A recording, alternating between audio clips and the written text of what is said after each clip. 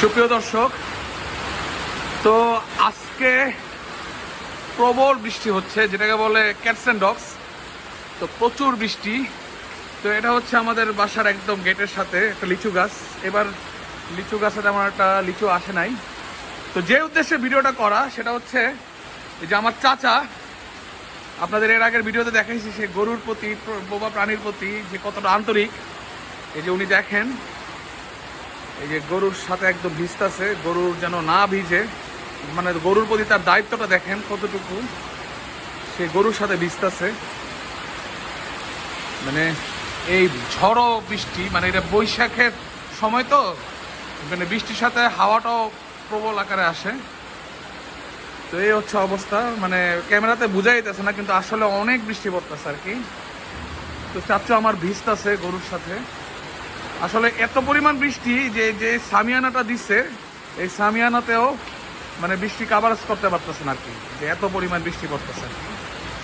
তো আসলে গ্রাম অঞ্চলে বৃষ্টি পড়লে মানে গ্রাম অঞ্চলের সৌন্দর্যটা আর একটু বেশি বৃদ্ধি পায়, কারণ কারণ সব কিছু তো গাছগাছালিতে একদম পরিপূর্ণ থাকে আর কি।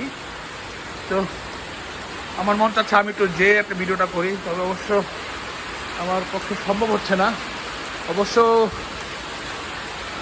দেখুন আজকের পরিবেশটা, মানে অজস্র বৃষ্টি আর কি।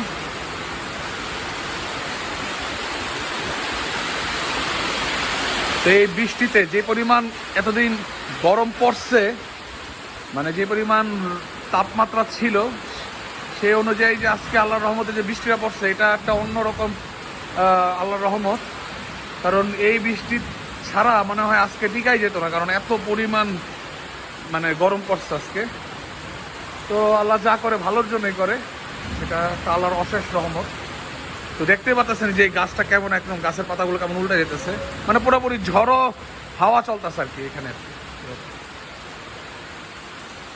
দেখেন আমাদের লিচু গাছে একদম কচি কচি পাতা ধরছে, কিন্তু কোনো লিচু ধরে নাই আনফর্চুনেটলি। কিন্তু গতবার কিন্তু অনেক অনেক লিচু ধরছিল, আমরা বাসায় নিয়েও গেছি, ঢাকার বাসায় নিয়ে গেছি, বাট এবার লিচু তেমনটা ধরে নাই।